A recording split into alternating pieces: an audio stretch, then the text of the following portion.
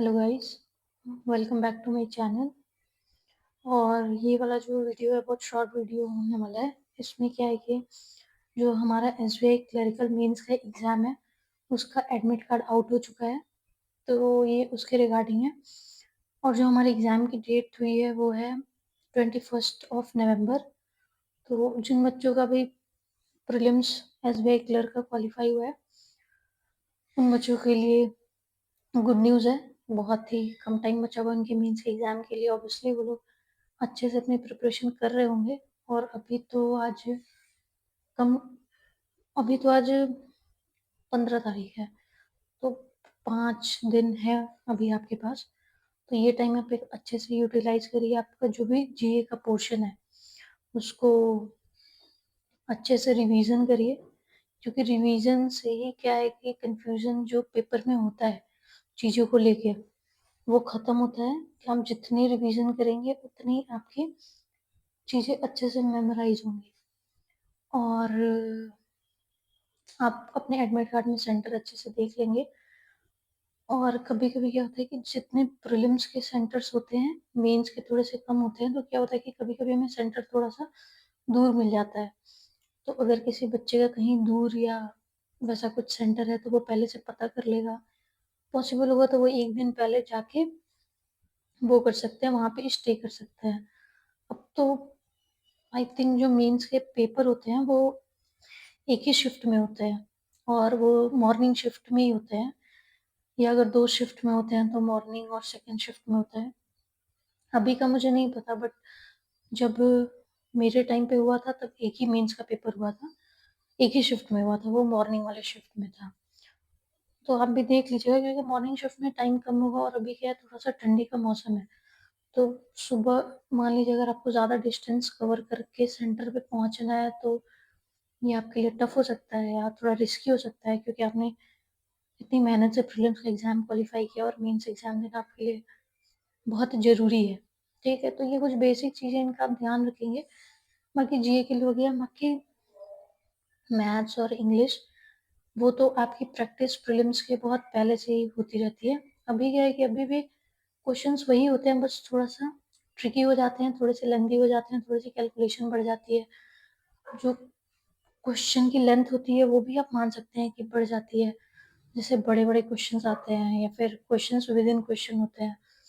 तो ये सब चीज़ें हैं थोड़ी-सी मेंस में। तो देखिए प्रीलिम्स में होता है कि आपको maximum number of questions attempt करने हैं, ठीक है? उसका कॉन्सेप्ट अलग है।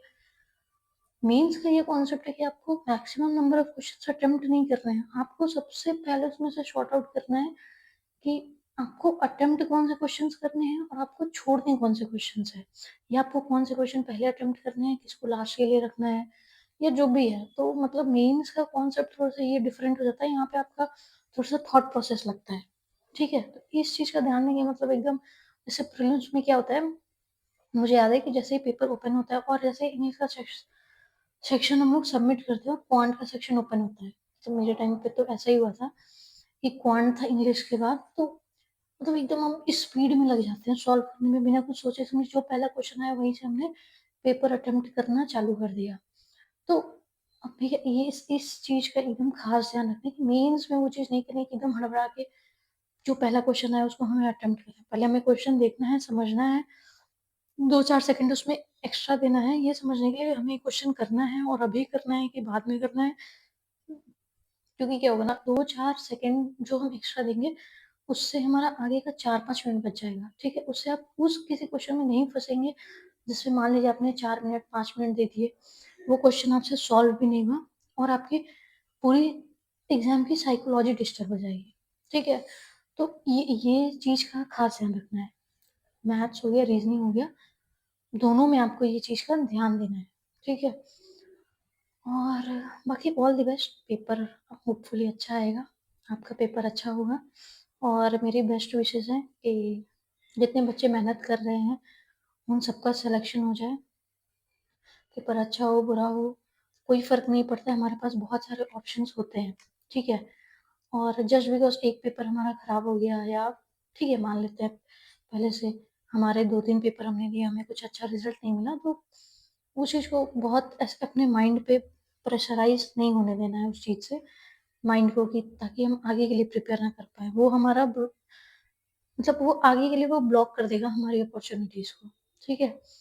तो ये वीडियो बस यही था, मुझे बस यही शेयर करना था कि मतलब एडमिट कार्ड आ गया है, बच्चे अपना देख लें, और कुछ गलतियाँ जो लोग कर देते हैं, वो गलतियों से आप बचें, जैसे सेंटर वगैरह का खास ध्यान रखें, क्योंकि जैसे ये होता है एग्ज़ाम में आप ऑलरेडी पैनिक मोड में आते हैं, आपको और भी 10 चीज़ें याद रखनी होती है, उसमें आप ये स्ट्रेस ले लें कि मैं पहुँच पाऊँगा, नहीं पहुँच पाऊँगा, ये कोई प्रॉब्लम हो गई, कोई ट्रैफिक जैम हो गया, कुछ मिसहैपनिंग हो गई, तो उससे बेटर है कि आप एक दिन पहले पहुँचे पीसफुली, आप एक अच्छी नैप लें एग्ज़ाम के पहले, उससे क्या होगा, माइंड आपका एकदम फ्रेश होगा। वो पता लगे कि एग्ज़ाम के पहले वाले दिन या पहले उसके जस्ट प्रीवियस नाइट पे हम इतने स्ट्रेस्ड होते हैं कि हमें अच्छे से स्लीप नहीं हो पाती है, but that's a different thing, ठीक? तो अपनी साइड से आपको कोई गलतियाँ नहीं करनी है, ठीक है? तो ठीक है, अच्छे से एग्ज़ाम दीजिए, और बाकी जिन बच्चों का भी सिलेक्शन होता है, वो अपने एक्सपीरियंसेस वगैरह शेयर करेंगे हमारे साथ, ठीक है? तो all the best, and thank you for watching my channel.